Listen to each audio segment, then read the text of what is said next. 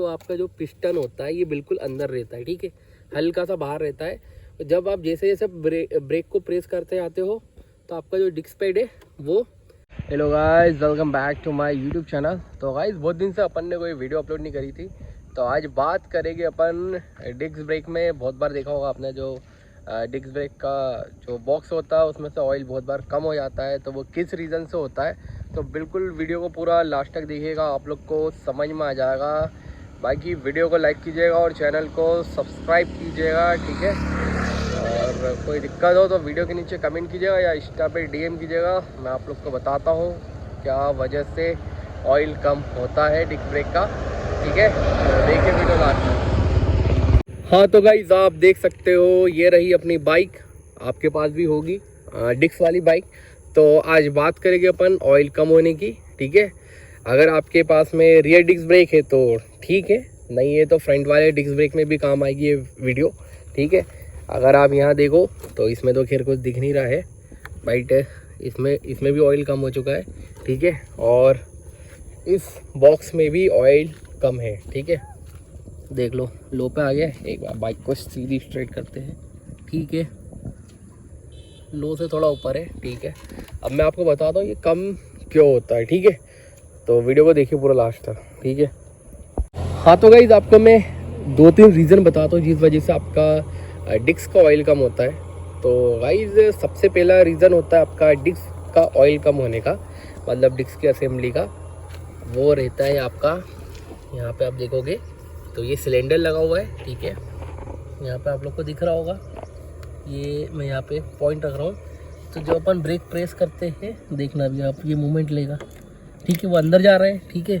तो ये समझ लो आपका ये जो है ये आपका मास्टर सिलेंडर है, ठीक है। ये रियर ब्रेक का ऐसा आता है, बिल्कुल लंबा सा आता है, ठीक है। इसके अंदर पिस्टन होता है और पिस्टन के साथ में क्या होता है, अंदर पिस्टन होता है, उसमें रबरें होती है, ठीक है।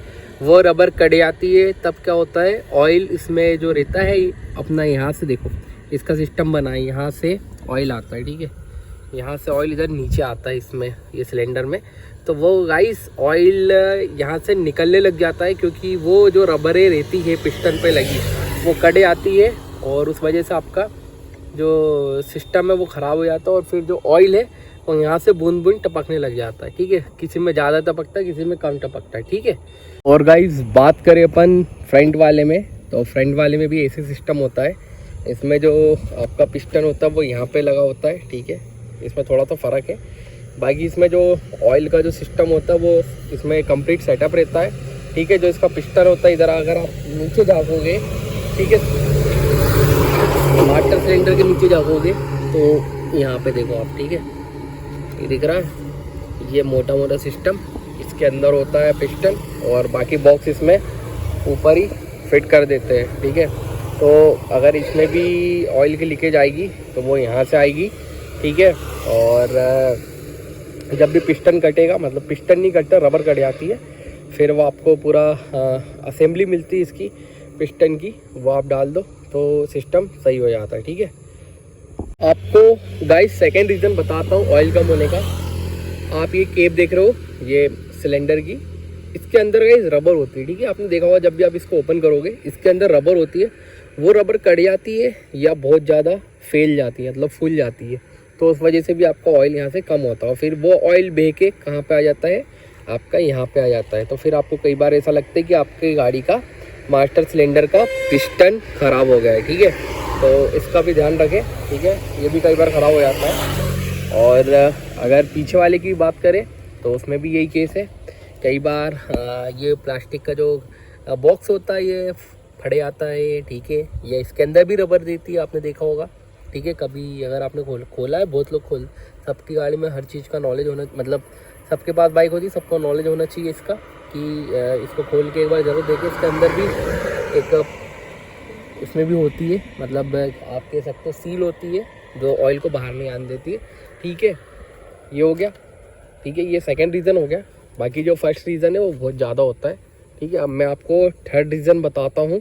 तो गाइस जो थर्ड रीज़न है वो आप उसको ऑयल कम होना समझ भी सकते हो और नहीं भी समझ सकते हो। लेकिन अगर वो हो रहा है तो आपको अपने डिस्क पैड को चेंज कराना बहुत ज़रूरी होता है, ठीक है गाइस।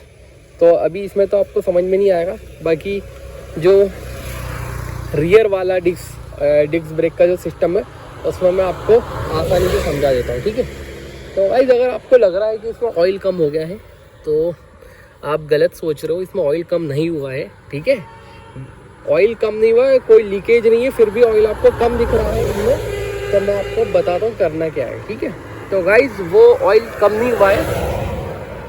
आप अगर अभी यहाँ ध्यान से देखोगे तो ये जो डिस्क के जो पेड है ये पास आने लगे हैं।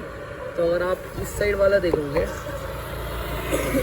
देख लो जहाँ पे मैंने फिंगर रखी हुई है, तो ये जो पेड है ये थोड़ा ज़्यादा घिस गया है, ठीक है। देखोगे तो आप ये एकदम डिस्क जो आपका जो डिस्क की प्लेट है उसके पास में आ गया है, ठीक है। और पिस्टन भी इधर ही साइड होता है, तो सबसे ज़्यादा जो पावर मतलब जो ताकत लगती है इसी पेट पे लगती है, ठीक है। और जो आप इधर वाला देखोगे तो इधर वाला थोड़ा सा कम घिसा हुआ है, ठीक है, हल्का सा, ठीक है। बाकी आप देखोगे ये एकदम पास में आ गया है।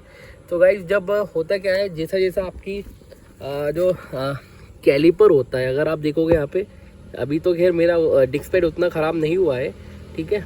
जैसे जैसा गाइस ये कैलिपर में से जो पिस्टन है, ये कैलिपर है और ये जो अंदर पिस्टन है, ये जितना ज़्यादा बाहर निकलेगा उधर से जो आपका ऑयल है वो कम होगा। अब वो कम क्यों होता है मैं आपको बताता हूँ।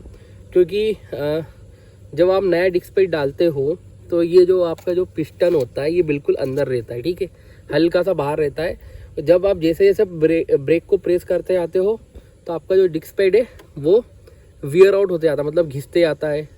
अब उसकी लाइफ होती है, सब गाड़ी मतलब हर डिस्क पैड की अलग अलग होती है। आपने जैसा जिस कंपनी का डलवाया हो, ओरिजिनल डलवाया हो या लोकल डलवाया हो या आफ्टर मार्केट जैसा भी हो, तो सबकी अपनी अपनी अलग अलग लाइफ होती है।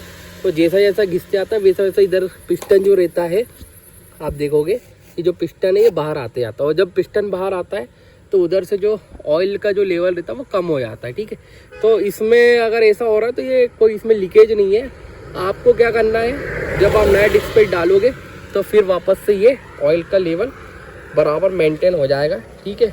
और अगर आप सोच रहे कि कम हो गया है और अगर आप इसमें भर दोगे तो बाद में क्या होगा, फिर जैसे आप जब डिस्क पैड नया लगाओगे तो ये ऑयल बाहर निकलेगा, ठीक है।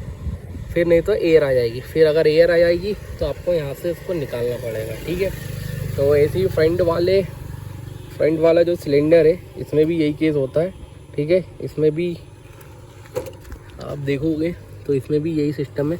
अभी आप अगर यहाँ देखोगे तो ये जो डिस्क पैड है ये जाने लगा है, मतलब घिस चुका है, देखोगे तो ये यहाँ पे रहना था इसको बीच में, ठीक है। अभी देखो ये कहाँ पे आ गया है, एकदम कॉर्नर पे आ गया, ठीक है। थोड़े दिन बाद क्या होगा, ये और इधर चला जाएगा, ठीक है।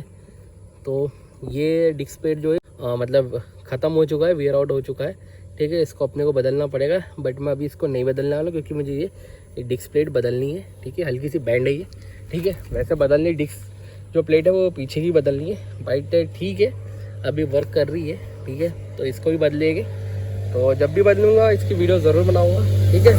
तो ये बहुत काम की वीडियो थी, तो आप लोग के बहुत काम में आएगी।